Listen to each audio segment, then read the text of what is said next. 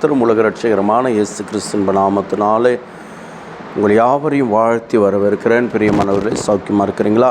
இந்த நாளிலும் நம் ஒருவர் சந்தித்து கொள்ள கர்த்தர் கிருபை செய்திருக்கிறார். கிருபை செய்த தேவனுக்கு கொடான கோடி ஸ்தோத்திரம், ஸ்தோத்திரம், ஸ்தோத்திரம், ஸ்தோத்திரம், ஸ்தோத்திரம். நீங்களும் ஸ்தோத்திரம் செலுத்துங்க. கர்த்தருடைய நாமம் மையப்படட்டும். பிரியமானவர்களே, ஒவ்வொரு நாளும் ஒவ்வொரு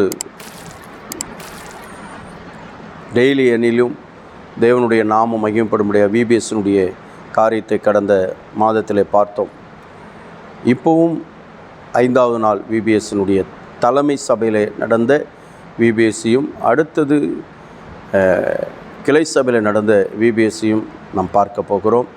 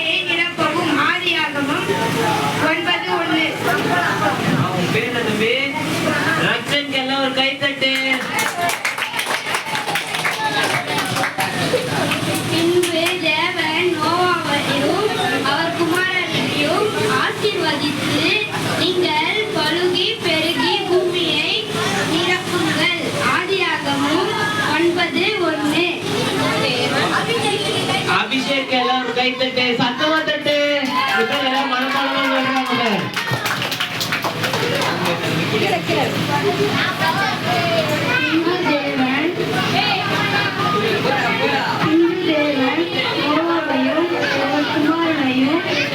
ஆசீர்வதித்து நீங்கள் பலுகி பெருகி பூமியை நிரப்புங்கள். ஆதியாகமம் 9:1.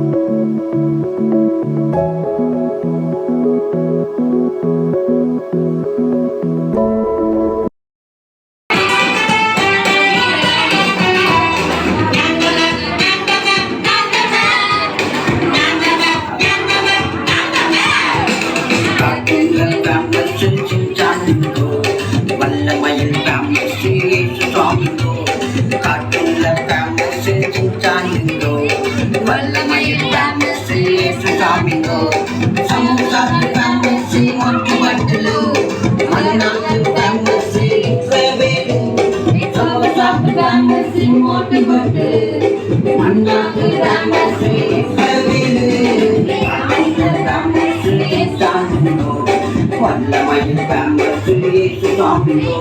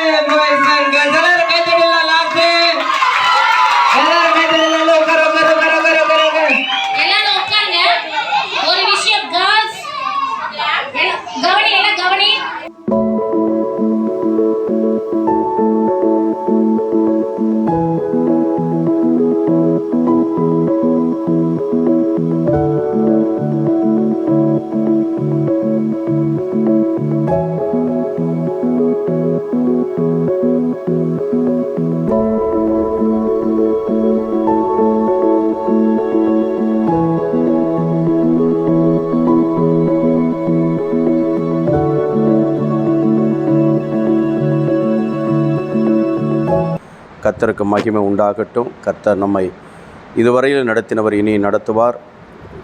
அன்பு பிள்ளைகளே, 5 நாட்களும் VBSஐ கர்த்தர் அற்புதமாய் கர்த்தர் நடத்தினார். இன்றைக்கு 6வது நாள், பிள்ளைகளுக்கு ப்ரைஸ் கொடுக்கக்கூடிய நாள். இதற்காக செபித்து கொள்ளுங்கள், தேவைகளுக்காக செபித்து கொள்ளுங்கள். செபிங்க. இந்த பிள்ளைகளெல்லாம் வருகிற நாட்களிலே இந்த தேசத்திலே பெரிய ஊழியர்களாய் கடந்து வருவோம், தலைவர்களாய் கடந்து வருவோம். கர்த்தர் கிருபை செய்வாராக. தேவனுடைய நாமத்திற்கு மகிமை உண்டாகட்டும். இதற்காக கொடுக்க அல்லது இதற்காக உழைக்க விருப்பமுள்ளவர்கள் என்னோடு கூட தொடர்பு கொள்ளுங்க. கர்த்தர் நம்மை ஆசீர்வதிப்பாராக. அல்லேலூயா. இந்த நாளிலும் பிரியமானவர்களே, கடந்த 4 மாதம் முழுவதும் காத்த தேவன் இந்த 5வது மாதத்தை நமக்கு கொடுத்திருக்கிறார். இந்த 5வது மாதத்தில் கர்த்தர் பெரிய காரியத்தை நமக்கு செய்ய போகிறார்.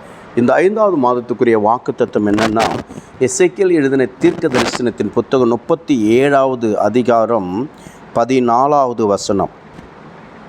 என் ஆவியை உங்களுக்குள் வைப்பேன், நீங்கள் உயிர் அடைவீர்கள். நான் உங்களை உங்கள் தேசத்தில் வைப்பேன், அப்பொழுது நான் கர்த்தர் என்று அறிந்து கொள்வீர்கள். இதை சொன்னேன், இதை செய்வேன் என்று கர்த்தர் உரைக்கிறார் என்று சொல் என்றார். அல்லேலூயா. ஆண்டவர் எப்போவுமே சொல்லுகிறதை செய்கிற தேவன். மனிதர்களாகிய நாம் அப்படி கிடையாது. அவர் சொல்கிறாரு, நான் சொன்னேன், இதை நான் செய்து முடிப்பேன். நம்ம அப்படி சொல்ல முடியுமா? இதை நான் சொல்லிட்டேன், கண்டிப்பாக நான் செய்து முடிப்பேன் சொல்லுவோம், ஆனால் செய்ய மாட்டோம். ஆனால் கர்த்தர் இன்றைக்கு ஆண்டவர் உன்னை ஒரு ஒரு ஒரு புதிய காரியத்துக்குள்ளாக உன்னை நடத்த வேண்டும் என்று சொல்லி விரும்புகிறார். உன் ஆவியை கர்த்தர் உயிர்ப்பிக்க போகிறார். பலனற்று போய் இருக்கிற உன் வாழ்க்கை, ஐயோ இந்த வாழ்க்கையில் நான் வாழ முடியுமா, இந்த குடும்பத்தில் நான் குடும்பம் நடத்த முடியுமா, இல்லை இந்த ஆஃபீஸில் என்னால் வேலை செய்ய முடியுமா, இல்லை இந்த வியாபாரத்தை செய்ய முடியுமா, பல விதத்தில் நீ குழப்பமாக இருக்கலாம். ஒருவேளை என் அன்பு தேவப்பிள்ளை, குடும்ப பிரச்சனையினால் நீ பிரிந்து போய் நீ வாழாத நிலைமையிலே கூட நீ வந்திருக்கலாம். ஆனால் கர்த்தர் சொல்லுகிறார், நான் உன்னை, ஆண்டவர் சொல்லுகிறார், அதே இடத்துல வைப்பேன் என்று சொல்லி. அப்பா சொல்கிறாரு, அதே தேசத்தில் உங்களை நான் வைப்பேன் என்று சொல்லுகிறார். ஒருவேளை என் அன்பு தேவப்பிள்ளையே, நீ இன்றைக்கு திசை கெட்டு போய் திரியத்தக்கதான நிலைமைகள் உனக்கு உண்டாயிருக்கலாம். ஆனால் கர்த்தர் சொல்கிறாரு, நீ எந்த தேசத்தில் இருந்தாயோ அதே தேசத்தில் உன்னை நான் வைப்பேன் என்று சொல்லுகிறார். இதை கர்த்தர் நான் சொன்னேன், இதை செய்து முடிப்பேன் என்று சொல்லி இதே தேசத்திலே கர்த்தர், என் அன்பு தேவப்பிள்ளையே, இன்றைக்கு ஆண்டவர் சொல்லுகிறார், நான் உன்னை வைப்பேன் என்று சொல்லி. அல்லேலூயா. இன்றைக்கு கர்த்தருடைய ஆவியானவர் இந்த கால வேளையில் இந்த வாக்குத்தத்த செய்தியிலே கர்த்தருடைய வார்த்தை என்ன, தீர்க்க தரிசன வார்த்தை என்ன, எந்த தேசத்தில் நீ பிடுங்கப்பட்டாயோ, எந்த இடத்திலே என் அன்பு தேவப்பிள்ளையே நிற்போமா, நிலை நிற்போமா, நிற்க மாட்டோமா என்று சொல்லி நினைக்கிறாயோ, அதே இடத்திலே கர்த்தர் நிலை நிற்க செய்வார். கர்த்தர் எங்களுக்கு கொடுத்த வார்த்தை இன்றைக்கு அதை தேவ சமூகத்துக்குள்ளாய் உங்களுக்கு கொடுக்கிறேன். உங்களை அதே தேசத்தில் வைப்பேன் என்று சொல்லி மெய்யாகவே ஆண்டவர் சொன்னதை எங்களுடைய வாழ்க்கையில் ஒவ்வொன்றையும் செய்து முடித்து கொண்டிருக்கிறார். என்னுடைய ஊழியத்தின் பாதையிலும் குடும்ப வாழ்க்கையிலும் கர்த்தர் அப்படியே செய்து கொண்டிருக்கிறார். இன்றைக்கு உங்களுடைய வாழ்க்கையிலும் உங்களுடைய காரியங்களிலும் அப்படியே செய்து முடிக்க இயேசு போதுமானவராக இருக்கிறார். பயப்படாதீங்க. உங்களை அதே தேசத்தில் தான் வைப்பார், அதே இடத்துல தான் வைப்பார். ஒருவேளை என் அன்பு தேவ பிள்ளை, நீ அந்நிய தேசத்தில் போய் சிக்கி கொண்டிருந்திருக்கலாம். விசா முடிந்து போச்சு, இனி நான் போய் ஆகணுமே, என்ன செய்யறது என்று சொல்லி நீ யோசனை பண்ணிகிட்டு இருக்கலாம். புதிய காரியத்தை அந்த இடத்துல உனக்கு செய்து அதே தேசத்தில் உன்னை வைக்க போகிறார். அதே நிலைமையிலே தேவனாகிய கர்த்தர் அதே ஸ்தானத்தில் என் பதவி போய்விட்டது, என்னுடைய அந்தஸ்து போய்விட்டது, எனக்கு கொடுத்த போஸ்டிங் போய்விட்டது அப்படின்னு சொல்லி கலங்கி கொண்டிருந்திருக்கலாம். கர்த்தர் உன்னை அதே இடத்துல வைத்து உன்னை உயர்த்த இயேசு போதுமானவராக இருக்கிறார். பயப்பட வேண்டாம். கர்த்தர் பெரியவர், அவரால் கூடாத காரியம் ஒன்றுமில்லை. அல்லேலூயா. சந்தோஷமாக இருப்போம். கர்த்தருடைய நாமத்தை மகிமைப்படுத்தும். கர்த்தருக்கு மகிமை உண்டாகட்டும். செபிப்போமா. மகா இரக்கமும் கிருபை நிறைந்தவைகள் அல்ல ஆண்டவரே, இந்த நாளில் எங்களோடு கூட பேசின வார்த்தைகளுக்காக ஸ்தோத்திரம். அதே தேசத்தில் வைப்பேன் என்று சொன்னீங்க. இதே தேசத்தில் ஆண்டவரே அப்பா ஸ்தோத்திரம். எங்களை வைத்ததற்காக நன்றி செலுத்தி நாங்கள் செபிக்கிறோம். உங்களுடைய கருத்துக்குள்ளே முற்றிலும் ஒப்பு கொடுக்கிறோம் அப்பா. பெரிய காரியத்தை கர்த்தர் செய்வீராக. எல்லா ஜாதி ஜனங்களுக்கு முன்பாக கர்த்தர் இதே இடத்திலே வைத்து ஆண்டவரே எங்களை மேன்மைப்படுத்துவதற்காக ஸ்தோத்திரம். இதை பார்த்து கொண்டிருக்கிற ஒவ்வொரு மக்களுடைய வாழ்க்கையிலும் அவரவர்களுக்குரிய இடத்திலே கர்த்தர் வைத்து அவர்களை மேன்மைப்படுத்த வேண்டுமா நான் செபிக்கிறேன் அப்பா. சமாதானத்தின் தேவன் கூட இருந்து வழி நடத்தும். ஆண்டவரே உயிரடை செய்தவர், எங்களை உயிரடை செய்ததற்காக ஸ்தோத்திரம். சொன்னேன், இது செய்து முடிப்பேன் என்று சொன்னீங்க, அப்படியே செய்து முடிப்பீராக. உடைய கரம் கூட இருக்கட்டும். செய்து முடித்தீர் என்று சொல்லி நாங்கள் விசுவாசித்து ஜெபிக்கிறோம். ஜெபங்கள் எங்கள் ஆண்டவரே உடைய கரத்திலே ஒப்பு கொடுக்கிறேன். ஆண்டவரே எங்கள் ஜெபத்தை கேட்டதற்காக நன்றி செலுத்துகிறேன். ஆண்டவரே இயேசு சுவாமி, இந்த நாளில் பிறந்தநாள் திருமணங்களை கொண்டாடுகிறேன் ஒவ்வொரு அன்பு பிள்ளைகளுக்காக ஜெபிக்கிறேன். ஒவ்வொரு அன்பு பிள்ளைகளும் பிதா குமாரன் பரிசுத்த ஆவியின் நாமத்தினால் வாழ்த்தி ஆசீர்வதித்து நான் ஜெபிக்கிறேன். ஆசீர்வதிங்க. ஒரு ஊழியர்களுக்காக ஜெபிக்கிறேன். ஆண்டவரே அப்பா ஸ்தோத்திரம். சபைகளுக்காக, சபை மக்களுக்காக ஜெபிக்கிறேன். ஆண்டவரே நிலையற்ற நிலைமையில் ஒரு வேலை ஆண்டவரை ஊழியம் செய்து கொண்டிருக்கலாம். ஆண்டவரே உயிரடைய தக்க ஆண்டவரே வார்த்தையை கொடுத்திருக்கிறீங்க, உயிரடைய செய்திருக்கிறீங்க. அதற்காக ஸ்தோத்திரம். அவர்களை விசுவாசிக்க கர்த்தர் கிருபை செய்வீராக. அதே தேசத்தில் வைத்து ஊழியத்தை நடத்தும். நீர் அப்படி எங்களை நடத்துவதற்காக ஸ்தோத்திரம். இயேசுவின் நாமத்தில் ஒப்பு கொடுத்து அர்ப்பணித்து ஜெபிக்கிறேன். சொல்ல பிதாவே. ஆமென். அல்லேலூயா. கர்த்தர் நம்மை ஆசீர்வதிப்பாராக. ஆமென். கர்த்தருடைய நாமத்துக்கு ஸ்தோத்திரம்.